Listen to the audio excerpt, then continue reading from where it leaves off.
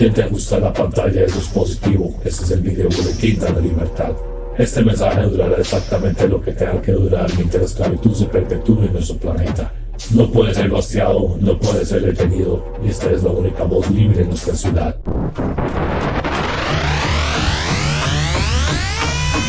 Esto es Programación Productiva, Dark Angel, parte 4. En la tercera parte empezamos a hacer un análisis comparativo entre los personajes, ingeniería social y su correspondencia mitológica. Por lo menos sentamos las bases para continuar en esto. Y ahora voy a tratar de afianzar esos conceptos con ciertos textos esotéricos, o por lo menos trataremos de profundizar en su significado. Solamente fue como una especie de brochazo para ver si le empezamos a dar forma a lo que quiero exponer, cuál es mi argumento. El nuevo hombre. Antes de continuar, me gustaría recomendar el libro Las Sociedades Secretas, aparentemente de un escritor anónimo que se encuentra también en mi biblioteca, que más o menos toca los temas que vamos a indagar, o tal vez usted ya está familiarizado, pero se lo recomiendo. Este es uno de los ritos de la orden. No sé si es que ella se pinta de serpiente o es así, una mutante serpiente. De hecho, me recordó a una secta de gnósticos que se llama los Ófitas o los Sofitas o Fianos o Fianoi, que es el nombre para serpiente.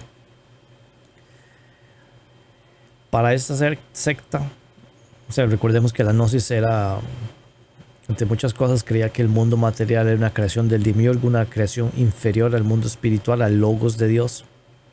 Y es casi que una especie de error cósmico que sufrió Sofía cuando se encarnó en la materialidad. Y el demiurgo se cree el Dios único y omnipresente, como nos hace el Viejo Testamento, de que no hay más que yo. Y trata de mantener un velo sobre la humanidad, o la ignorancia de que hay algo más que lo que no se nos presenta al frente. Para algunas sectas gnósticas, la serpiente en el jardín del Edén no era algo malo, sino que era todo lo contrario. Ellos empiezan a hacer una inversión de todo, que el Dios de la Biblia es malo y el bueno realmente es Lucifer, porque nos viene a dar decirnos de que todo esto es una ficción, que si comemos del árbol del conocimiento podríamos empezar a ser más que simples esclavos. Entonces, cuando empecé la idea es que todo lo tergiversan, bueno es malo, malo es bueno. El Dios en realidad es el demiurgo, Lucifer en realidad es el agente enviado por el Logos, que es una extraña forma de tergiversar. Aún no estoy muy decidido, porque lo que he leído es como referencias en otros textos, y encontré un expositor que no me convence mucho. No sé si es una persona positiva, entonces, pero me recordó mucho esta orden, que el culto gira en torno hacia la serpiente, como la serpiente del jardín del Edén. Y todos sus métodos son inversiones, y se juntan con estas capuchas, y de hecho una se viste como si fuera una serpiente. Me recordó mucho esta secta gnóstica de la inversión. Y Dark Angel con esto nos empieza a dar una pincelada de las sociedades secretas y las fuerzas que guían nuestro mundo. Por ejemplo, cuando Max estuvo en el hospital porque tuvo un accidente, un encuentro muy grave, y que la dejó hospitalizada, el agente White supo de esto y se comunicó con alguien dentro del hospital. Ese alguien era miembro de este mismo culto, una mera enfermera trabajando ahí como atendiendo pacientes, pero realmente su afiliación, su lealtad era la orden secreta. Entonces incluso ella podía ser hasta una mutante en secreto. Y estas escenas particularmente no se explica que con respecto a la sociedad secreta, y esto no lo digo yo por experiencia, sino porque he oído entrevistas y he visto ciertos elementos de la posición que usted tenga frente a la sociedad. Es muy diferente a lo que tenga usted esa misma posición o jerarquía dentro de una sociedad secreta. Por ejemplo, por dar un ejemplo hipotético, usted puede ser un dignatario, un presidente. En teoría, usted está por encima del resto, está en la cúspide dentro de ese país. Obviamente sabemos que es mentira. Pero públicamente usted está por encima o está a un nivel mucho más alto. Mientras que un comerciante de barrio, en teoría está a una escala muy baja, por no decir una escala del vulgo. Pues en este caso hipotético que estoy mencionando, resulta que ambos, tanto el presidente como el comerciante de barrio, pertenecen a una logia, a una orden secreta. En los planos de la sociedad libre o la sociedad pública no aplican, los roles o los papeles no aplican, no es lo mismo. Incluso puede ser hasta la inversa, que realmente el maestro o usted una jerarquía superior sea el comerciante de barrio, mientras que el presidente es tal vez un paje o tal vez apenas es un iniciado. En la escala dentro de la sociedad los papeles se invierten e incluso este comerciante, en este caso hipotético, puede ser el maestro y más bien el presidente viene y busca consejo. Y eso es más o menos lo que pasa en las sociedades secretas. Lo que usted ve afuera ni siquiera sabe que existe la sociedad, por eso es secreta.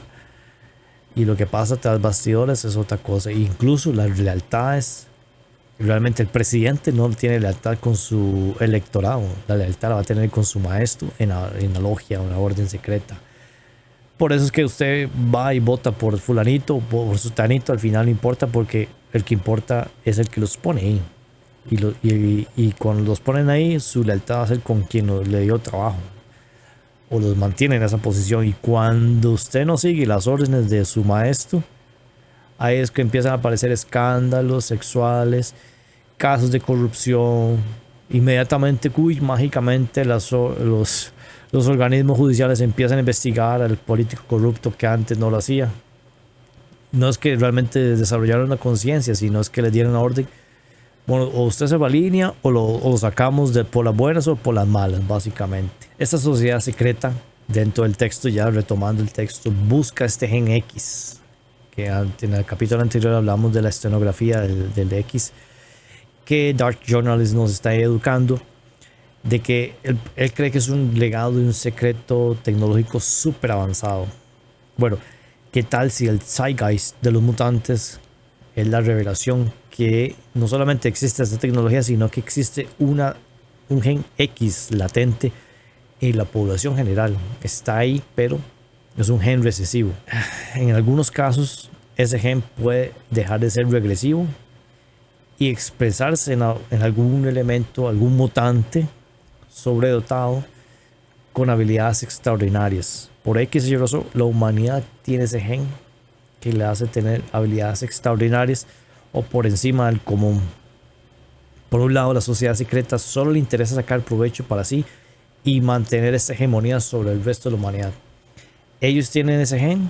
De hecho, en algunas escenas se ve que a la gente White es un mutante del mismo calibre que Max. Puede brincar, tirar, caer, no le pasa nada, puede brincar, tiene mucha fuerza, pero lo mantiene muy, muy acallado. Solo lo utiliza en casos extremos y esto es lo que lo mantiene por encima del resto. Eso es lo que lo mantiene en una posición de poder con respecto a nosotros. Pero también no le interesa que el resto de nosotros tengamos acceso a ese poder. Solo le interesa que solo la élite de su orden, obviamente, tenga acceso a ese poder. En el peor de los casos, cuando algún ser por X razón se le muta y tiene acceso a estos poderes, no lo tienen su capacidad total, sino lo tienen como soldados de casi o cuasi bestias, como fue el caso de Manticore. Ellos recibieron algún gen que la orden sabe que existen y los puede utilizar, pero solo los utiliza de una manera incapacitada, que solamente los usa como bestias de carga o bestias de asesinato, que es el proyecto Manticore. Por el otro lado, tenemos a Sandman, otro personaje que lo está utilizando. Toda esta investigación, este gen X, lo está utilizando para romper esta hegemonía y establecer su orden. Bueno, realmente está rompiendo la hegemonía, pero no sabemos ni por qué, ni para qué. Solo sabemos el qué. Y de hecho ni siquiera conocemos a Sandman, solo vemos los resultados y andar buscando este personaje extraño, este personaje misterioso. Y Max y su generación, sus mutantes, su grupo, fue solamente un medio para ambos grupos, para esta, ya sea para la Orden Secreta y Sandman. Sandman era parte de la Orden, pero era una especie, es un agente que trabaja por sí mismo. Entonces ya vamos viendo ciertas características que nos van a ir recordando ciertos elementos en la mitología también más adelante. Pero para ambos, Max era solamente un medio para conseguir algo. No sabemos muy bien para qué, pero el bien para qué Sandman lo está usando no lo sabemos muy bien, pero era un medio solamente. Y en ese punto, White, que vemos aquí a la izquierda, era hijo de Sandman.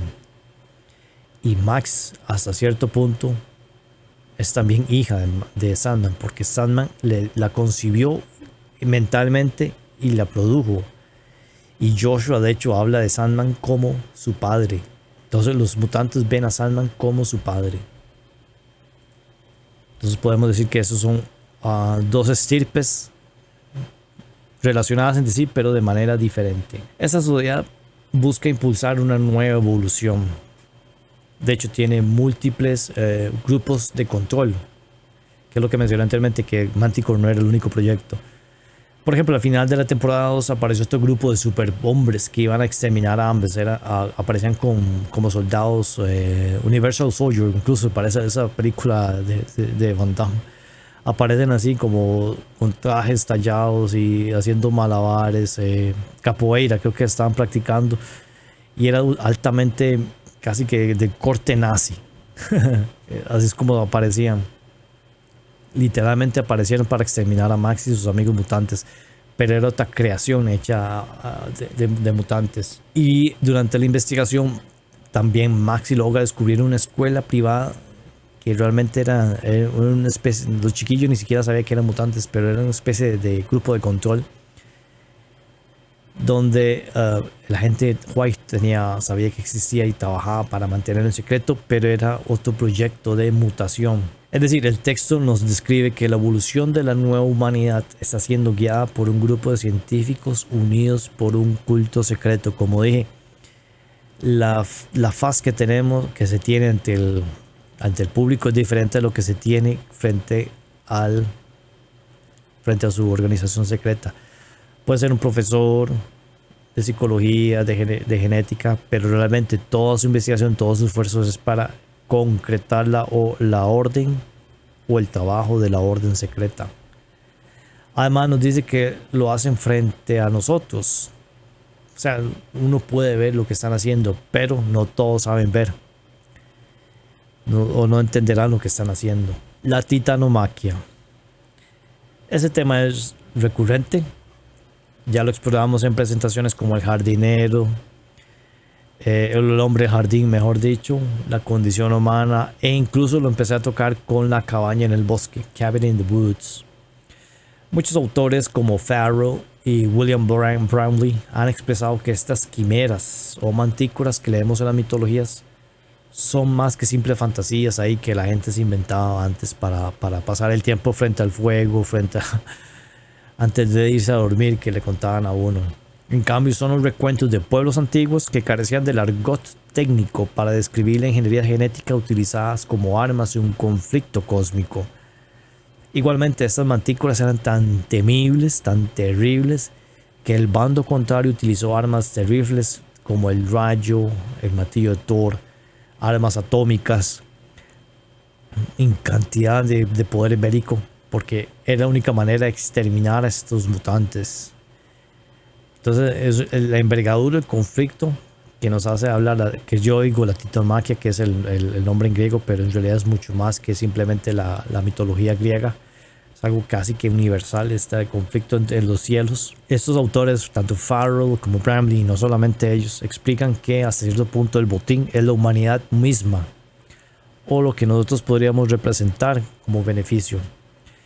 Por un lado tenemos a los arios o olímpicos, a los devas, a los Tuatha Dé Danann, que utilizaban Excalibur, el martillo o el rayo para fulminar a sus enemigos. Esto ya los hemos ido tocando poco a poco en las presentaciones. Pero por el otro tenemos a los viejos dioses, incluso a los, entre comillas, originales, o a los que germinaban esos seres y animales terribles como mantícoras, esfinges, gigantes o hidras. Pero si uno analiza de dónde viene la genealogía, más o menos, no obstante uno nota que estos bandos en realidad son familia o están relacionados entre sí. Por ejemplo, Cronos era el papá de Zeus y Gea no le gustaba que se comiera a los hijos, entonces le escondió a Zeus. Entonces al final se convirtió ante la generación de los olímpicos, que eran hermanos como Poseidón y Prometeo, que era un titán pero salió con los olímpicos contra los vieja orden de los gigantes, los cíclopes y todos estos bichos. Pertenecían a la vieja orden, pero eran hijos de Gea, que era la mamá de Zeus. Entonces casi que uno estaba luchando hermano contra hermanos y por lo menos eran primos. Ambos mandos de la familia con maneras distintas, como cosmogonía distinta, pero estaban peleando por lo mismo. Como dije anteriormente, sorprendentemente la gente White era hijo de Sandman. Y de hecho el apellido es White, blanco. Podríamos incluso especular que representa ese ideal ario sumamente racista. No permite que su estirpe se mezcle con usted y yo. De hecho tiene un orgullo profundo por su estirpe olímpica, aria. Y se avergüenza de su hermano loco, que aparece en la serie varias veces. Se avergüenza que tiene un hermano loco. Casi que reniega a su hijo porque carecía del gen que lo hace mutante. Y era hijo de Sandman. De igual manera, Max representa ese bando contrario. Pero en cierta forma también es hija de Sandman, porque Sandman la diseñó. Igual que diseñó a Joshua y al resto de mutantes en Manticore. Y no solamente los mutantes que parecían humanos, sino también las quimeras extrañas que parecían un lagarto. Había uno palidejo.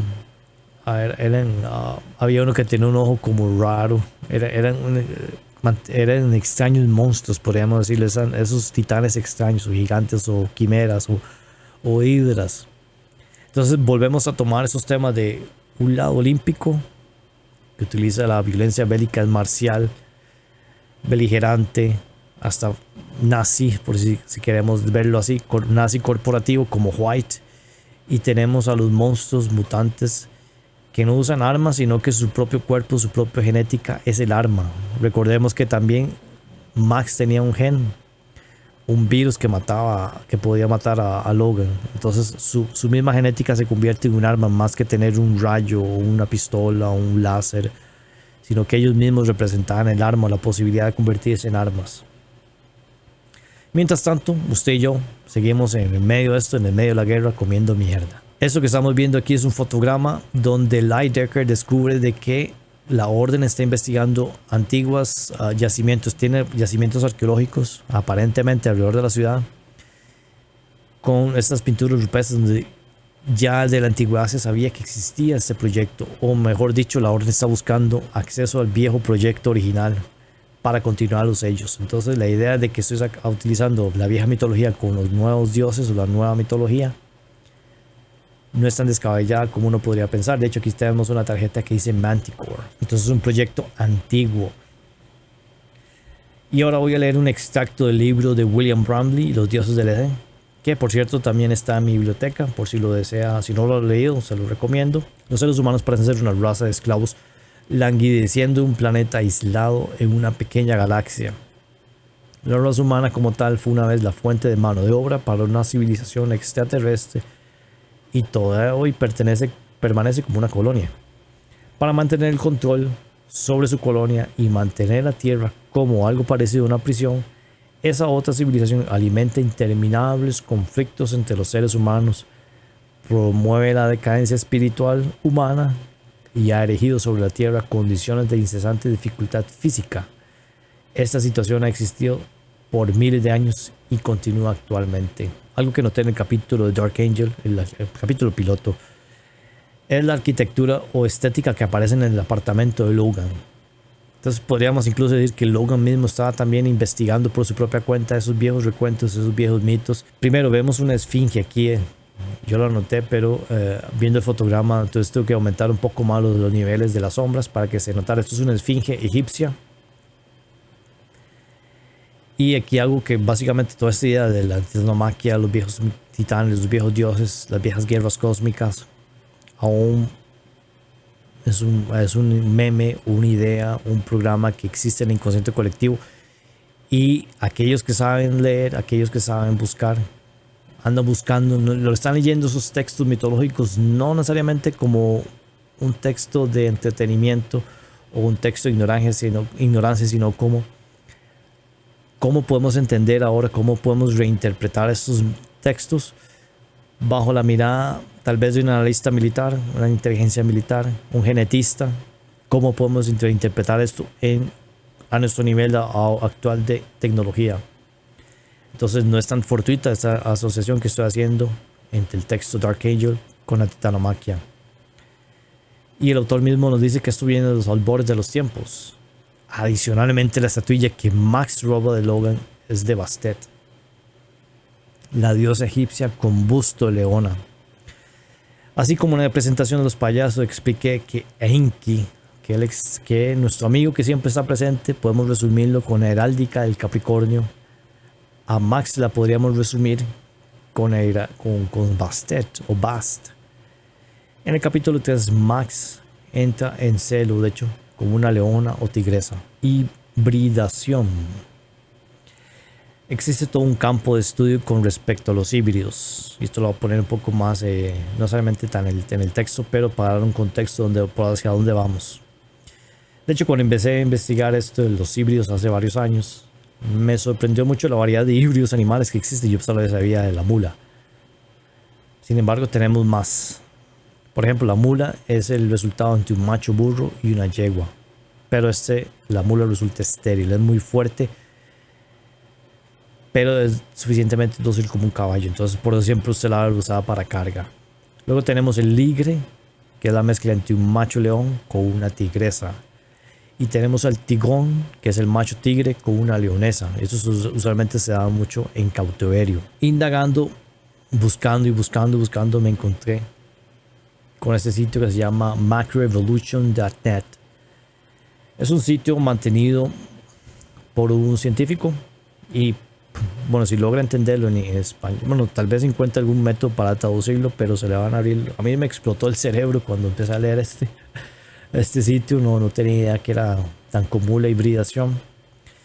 El señor quien lo construye es un investigador que se llama el doctor Eugene McCarthy. Él es graduado en genética, es un genetista. Y su campo de especialización son las especies híbridas. De hecho, mucho de lo que creemos pájaros o especies en realidad son procesos de hibridación que tal vez se dieron en su hábitat natural, por X y Y razón. Ni qué decir de la gran cantidad de flora que es resultado de la hibridación. Entonces, esta hibridación es una forma de mutación que ya no suena tan extraño. De hecho, este señor expone interesantes y copiosos casos de múltiples híbridos entre especies. De hecho, ahí mencionaba una especie de cerdo mezclado con oveja, pero bueno, eso se lo dejo a usted a criterio a ver si es un fotomontaje o si realmente es un caso comprobado. El Dr. McCarthy presenta su tesis que los híbridos son más comunes de lo que pensamos. En realidad, parece que no quieren laboratorios especializados.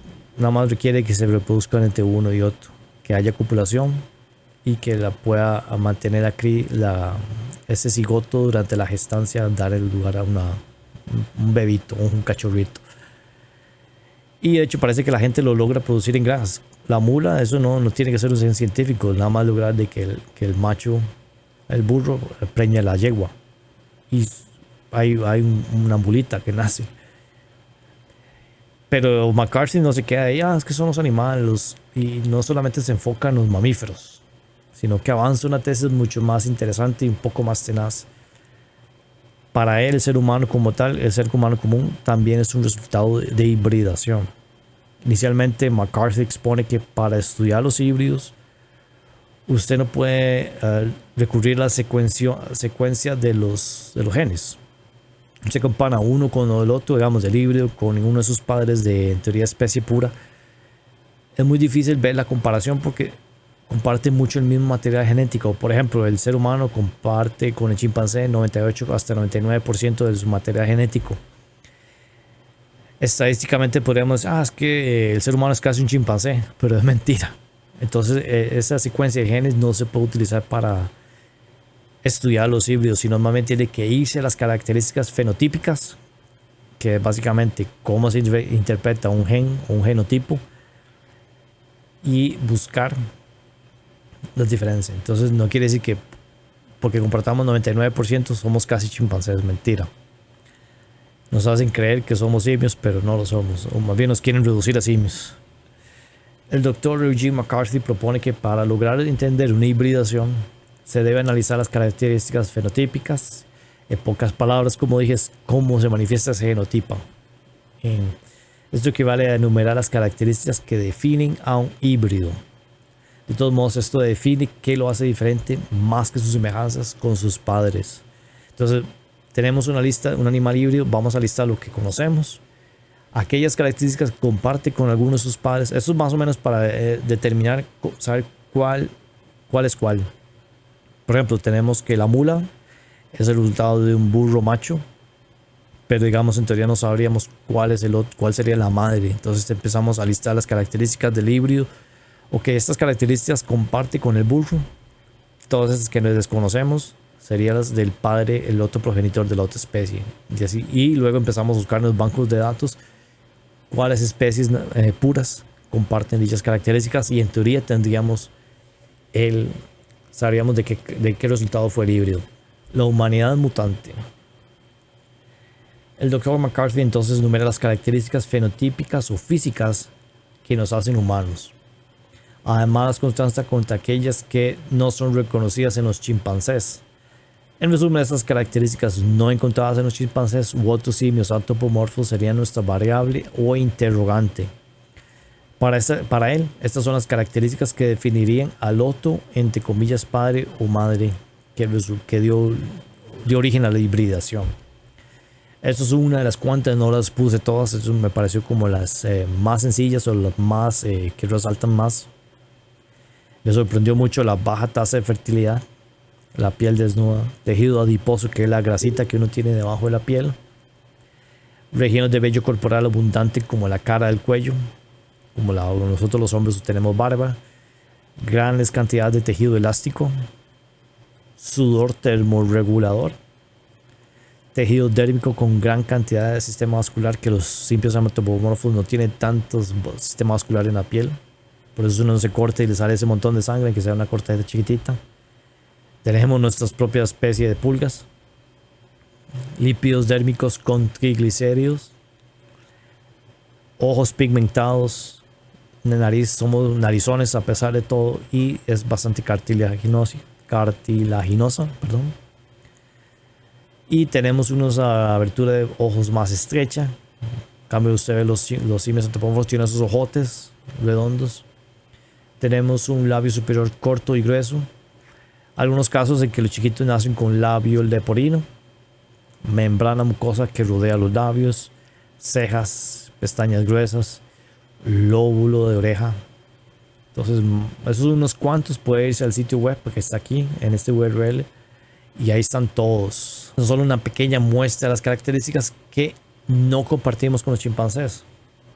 En realidad, las compartimos con el cerdo común. Así es. El señor McCarthy propone que el progenitor de la especie híbrida humana es el cerdo. Bueno, entonces se preguntará, ¿qué está hablando este man? ¿Está muy fumado? ¿Está muy loco? ¿O pasa demasiado tiempo en internet? Bueno, y uno se pregunta, ¿qué carajos? ¿Cómo un cerdo salvaje o un cerdo de monte va a copular con un chimpancé? ¿Y por qué? ¿Qué dio lugar a eso? ¿O no será más bien de que unos granjeros venidos del más allá, del cielo, empezaron a tomar genes de aquí o allá para construir su propia especie? O modificar lo que ya existía acá. Y si recordamos aquella presentación del profesor Pacio, Abandono Cósmico, donde esto nos recrearon como esclavos. No como esclavos, dicen ellos, sino como, entre comillas, ayudantes. Debo aclarar que este punto es muy importante, que a pesar de que hubo cierto grado de hibridación en nuestra especie, eso no quiere decir automáticamente que la humanidad es propiedad de alguien más. Eso es lo que nos quieren vender. Es algo que vamos a ver mucho más adelante, tal vez en otra futura presentación. Pero esta idea, porque por eso es que Sitchin tiene tanto auge, a pesar de todos sus libros no han desaparecido. Von Däniken no ha desaparecido, sino que sigue vendiendo y vendiendo libros. Es porque alguien quiere que esa idea se vaya asimilando poco a poco para lavarnos el cerebro y convencernos de que somos esclavos genéticamente desarrollados. Pero eso es mentira. Realmente tenemos espíritu. Bueno, tenemos acceso a establecer una conexión en el espíritu, tenemos nuestra propia alma. El proyecto de la humanidad es parte del plan divino. La humanidad siempre ha existido y no solamente existe aquí en la tierra. Es una constante del universo. No somos propiedad de nadie. Entonces tenemos que aceptar de que a pesar de que quisieron meter mano, eso no les da derecho como una IP o propiedad intelectual sobre la humanidad. La conspiración del Génesis. Encontrando e investigándome, llegué al autor cristiano Gary Wayne, que a pesar de ser un cristiano dogmático que cree que la Biblia es la absoluta verdad, encontré ciertos análisis que me parecieron muy interesantes. En este libro llaman La conspiración del Génesis, o capítulo 6, donde estudia los hombres de renombre de antaño, los gigantes, los Nephilim, que leemos en el Génesis y ya hemos explicado, haciendo una lectura muy breve del libro apócrifo de Enoch. Wayne explica que la razón del diluvio universal que se lee en la Biblia, en Génesis particularmente, fue resultado de la mezcla entre hijos de los hijos de Dios y las mujeres de los hombres. O sea, de nuevo tomando esta hibridación. De eso surgieron los antiguos gigantes, los Nephilim. Estos eran rebeldes contra Dios. Incluso Wayne explica que los hijos de Dios, los Elohim o antiguos serafín, realmente eran ángeles caídos, eran ángeles rebeldes que junto con Lucifer se alzaron en contra de Dios en ese conflicto cósmico original. Recuenta además que estas serpientes o dragones emplumados, que parecían dragones emplumados, y de hecho fueron los primeros revolucionarios, que más adelante vamos a tocar ese tema, y que fueron condenados a la tierra. Algunos textos los hablan como los watchers o los vigilantes. Más que todo, que estar vigilando, estaban sometidos a este espacio, a esta materialidad de nuestro planeta. Y no se quedaron queditos, sino que quisieron crear su propia estirpe de rebeldes o ejército de gigantes para continuar su batalla. Y en unos capítulos Wayne explica que lo que nosotros conocemos como demonios en realidad son esos espíritus desencarnados de los Nephilim, que su cuerpo decayó y su espíritu no desapareció, sino que son lo que nosotros conocemos como demonios. Wayne explica que la verdadera corrupción fue haber creado estos nuevos seres con espíritu, los Nephilim, porque después de todo solo Dios puede crear seres espirituales. Y podríamos decir, incluso avanzar, que los Elohim fueron los que iniciaron el primer proyecto de hibridación, ese proyecto antiguo que se está buscando. En sí, esta fue la transgresión cometida contra Dios. Después de todo, solo Dios puede crear vida. Creo que Wayne aún así se quedan muy interesantes esas cosas que explica. Y su análisis de los textos bíblicos se ve que se sacó tiempo para analizar y recopilar información y reinterpretar. En algunos casos reinterpreta en base al hebreo original, pero creo que queda corto porque rechaza el estudio propiamente de mitología comparativa. Para esto, reconocer que la mitología sumeria o babilonia y que son anteriores a la Biblia es una manera de desestimar su fe, que todo este movimiento es para desestimar la fe en la Biblia, la fe cristiana, y como que dije anteriormente, para él la Biblia es la santa verdad. No, para él no existe relevancia o similitud entre Jehová y Enlil, ni entre Lucifer o Satanás y y su contrapartida sumeria Enki. No obstante, el punto crucial no lo deja avanzar en sus investigaciones, y algo que me pareció muy extraño es que mantiene la tesis darwiniana de la evolución. Entonces, por un lado, habla de gigantes de Génesis, pero cree que hay una evolución, como la tesis darwiniana es efectiva.